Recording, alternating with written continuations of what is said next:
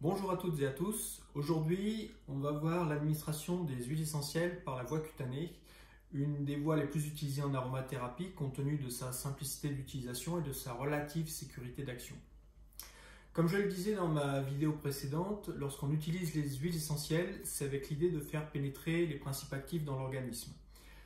Ça peut paraître un peu paradoxal quand on parle de la voie cutanée, puisqu'on a tendance à voir la peau comme une barrière protectrice. Et elle l'est. Elle nous protège d'énormément d'agressions extérieures. Sans rentrer dans le détail, la peau est composée de 3 couches. La couche la plus externe est composée de cellules mortes et le milieu entre les cellules, le milieu intercellulaire, est riche en lipides.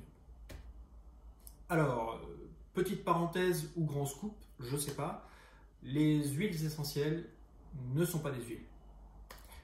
On les a baptisées huiles parce qu'après distillation, elles flottent au-dessus de l'eau puisqu'elles ont une densité inférieure à 1, mais ce ne sont pas des huiles. Par contre, elles sont liposolubles et lipophiles, c'est-à-dire qu'elles ont une très grande affinité avec les lipides et elles se mélangent très bien avec. Et comme le milieu entre les cellules est riche en lipides, les molécules d'huile essentielle n'auront aucun problème à se frayer un chemin. D'autant plus que plusieurs molécules des huiles essentielles vont faciliter ce passage. Elles vont rentrer dans l'organisme, mais pour aller où? Ça, c'est intéressant parce que c'est un des avantages de la voie cutanée. Les huiles pénètrent pour aller dans la circulation générale. Et pourquoi c'est un avantage? Parce que ça passe dans la circulation générale avant de passer par le filtre hépatique, c'est-à-dire le foie. Le foie, c'est une véritable usine chimique. Il filtre, mais il est aussi le siège de nombreuses réactions chimiques qui peuvent altérer les molécules des huiles essentielles. Donc, grâce à la voie cutanée, on peut agir de manière globale, tout comme de manière locale. Maintenant, doit-on les utiliser pures ou diluées ? Quand on pose cette question, en général, on a toujours tendance à penser à l'aspect dermocaustique, c'est-à-dire qu'il y a des huiles qui peuvent être utilisées pures sur la peau et d'autres qui sont plutôt à éviter. Sinon, on risque des lésions sur la peau. On dit qu'elles sont dermocaustiques. Mais limiter le problème de la dilution à la dermocausticité de l'huile, c'est un peu réducteur et ce pour plusieurs raisons. La première, si vous vous souvenez de ma petite démonstration dans la vidéo précédente sur comment maximiser la surface d'échange entre l'huile essentielle et l'atmosphère, ici on a un peu le même principe. C'est-à-dire que si je prends une huile essentielle et que je mets une goutte sur ma peau, en fait, je ne vais pas pouvoir masser une grande surface. L'action sera très localisée et très concentrée. Si je dilue cette goutte d'huile essentielle dans de l'huile végétale, je vais pouvoir augmenter la surface de massage et donc augmenter la surface d'action en dispersant les principes actifs dans toute l'huile végétale. Le deuxième avantage, c'est qu'on peut contrôler la vitesse de pénétration en fonction de l'huile végétale avec laquelle on mélange l'huile essentielle. Et ça peut être intéressant notamment si on veut traiter la peau. Si on veut traiter la peau, on aura plutôt envie que les huiles essentielles pénètrent lentement et restent en surface le plus longtemps possible. Le troisième avantage, c'est que l'huile essentielle et l'huile végétale peuvent former une synergie. Car on a tendance à l'oublier, mais les huiles végétales ont aussi des propriétés thérapeutiques. Elles peuvent être antalgiques, elles peuvent être anti-inflammatoires, antioxydants. Enfin bref, ça serait dommage de se priver de cette synergie. Je rajouterai aussi que lorsqu'on dilue l'huile essentielle, on a tendance à moins en gaspiller. Parce que lorsqu'on l'utilise pure, on a tendance à avoir un peu la main lourde parce qu'on a cette sensation de trop peu en fait. Or, n'oubliez pas, les huiles essentielles sont très concentrées. Un autre avantage de la dilution, c'est que lorsqu'on utilise fréquemment une huile essentielle, on a plutôt intérêt à la diluer. Une huile essentielle n'a pas vocation à être utilisée quotidiennement. On l'utilise plutôt en cas d'urgence, en cas de maladie ponctuelle, c'est-à-dire que c'est une action limitée dans le temps. Si maintenant on veut avoir une action prolongée parce qu'on veut traiter des douleurs chroniques, etc., on va diluer l'huile essentielle pour ne pas en absorber trop puisqu'on l'utilise souvent. On pensera quand même régulièrement à faire des pauses pour éviter tout problème de toxicité par accumulation. Donc globalement, le nombre de gouttes d'huile essentielle va fixer la quantité de principes actifs qu'on veut utiliser. La quantité d'huile végétale va fixer la surface qu'on veut traiter et la dilution qu'on souhaite avoir. Et le choix de l'huile végétale déterminera la synergie qu'on recherche. C'est très important de contrôler le taux de dilution parce que c'est en contrôlant ce taux qu'on pourra avoir une action sûre sur les enfants notamment. On dit qu'on ne peut pas utiliser d'huile essentielle sur des enfants de moins de 7 ans.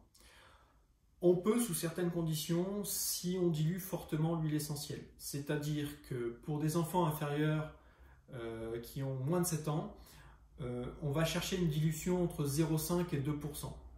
En fonction de l'âge de l'enfant, on mettra une dilution entre 0,5 et 2%. Si l'enfant a entre 7 et 10 ans, on restera entre 1 et 3%. Si l'enfant a entre 10 et 15 ans, on va rester entre 1 et 5%. Donc globalement, le taux de dilution, on doit le choisir en fonction de la fréquence d'utilisation, de l'état de santé de la personne, de son âge et du choix de l'huile essentielle qu'on utilise.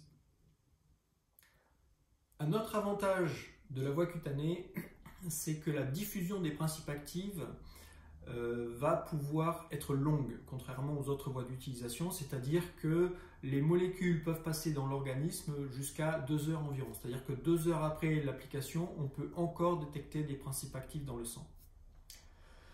Maintenant, où mettre les huiles essentielles? Puisque le corps humain est quand même assez vaste, enfin la peau est assez vaste, et donc où peut-on mettre les huiles essentielles? Si on souhaite traiter un problème respiratoire, intuitivement, on va vouloir masser les bronches. Et c'est une bonne idée. On peut même compléter en massant la gorge et derrière les oreilles pour éviter tout risque d'otite. Si on cherche à vaincre une douleur, qu'elle soit musculaire ou osseuse, etc., on va pouvoir masser en regard de cette douleur. Si on cherche à traiter un organe, on va pouvoir masser en regard de cet organe aussi. Si on souhaite une action sur le système nerveux, là l'idéal c'est la colonne vertébrale. Malheureusement, quand on est tout seul, c'est un peu difficile de se masser la colonne vertébrale. Donc heureusement, on n'est pas coincé. On peut masser le plexus solaire et l'intérieur des poignets. L'intérieur des poignets est super intéressant pour des actions générales comme le renforcement du système immunitaire. On appelle ça d'ailleurs la perfusion aromatique parce que les huiles essentielles vont pénétrer très vite dans le sang compte tenu du fait que les veines sont très proches de la peau. Donc globalement, si je prends mon petite huile essentielle, je mets 2 gouttes d'huile essentielle sur l'intérieur de mon poignet, je frotte avec l'autre intérieur du poignet et là, en quelques secondes, les huiles vont pénétrer.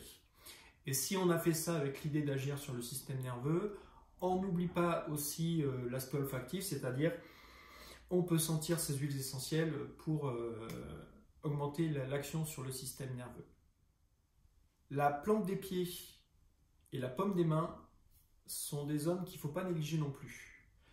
Ce sont des zones qui permettent aussi une action générale et qui sont intéressantes si on veut masser quelqu'un sans être trop intrusif. Il suffit pour s'en convaincre de se masser la plante des pieds avec une huile essentielle pour voir que quelques minutes après, on peut sentir l'huile essentielle dans notre haleine. C'est une voie très intéressante pour traiter les tout petits, de masser la plante des pieds. On fera quand même attention aux huiles qu'on dit photosensibles, c'est-à-dire que des huiles qu'on peut mettre sur la peau, diluées ou non, ça se passe très bien, mais dès qu'on s'expose à la lumière du soleil, à cause des rayons solaires, UVA, UVB, etc., on peut avoir une réaction des molécules qui vont créer des lésions sur la peau. Donc, avant de faire une application cutanée, toujours s'assurer si l'huile est photosensible ou non. Si elle l'est, ne pas s'exposer au soleil les 6 heures qui suivent l'application. De toute façon, lorsque je présenterai une huile ou des familles chimiques, je préciserai toujours si elles sont dermocaustiques ou photosensibles. On peut aussi également, en cas de doute, faire un test. D'ailleurs, en cas de doute, on peut toujours diluer de l'huile essentielle, on ne perdra jamais en efficacité. Ça, c'est bien. Mais si on a un doute sur la réaction qu'on peut avoir à une huile essentielle, on peut faire un petit test tout simple. C'est-à-dire qu'on prend une huile essentielle, on la met comme ça entre les doigts, et puis hop, on fait ce qu'on appelle une touche aromatique, c'est-à-dire qu'on renverse un petit peu la fiole, et puis voilà, ce qui fait qu'on a très peu d'huile essentielle sur le doigt. On la met sur le pli du coude, et puis après, si on peut rester le coude un peu plié, on reste comme ça, sinon on va casser les occupations. Mais grosso modo, si au bout de 20 minutes, il n'y a pas de réaction, c'est plutôt bon signe. Par contre, si on commence à avoir une réaction, dans ce cas-là, il est fortement déconseillé d'utiliser l'huile essentielle. On peut aussi classer dans la voie cutanée le fait d'utiliser les huiles essentielles dans le bain.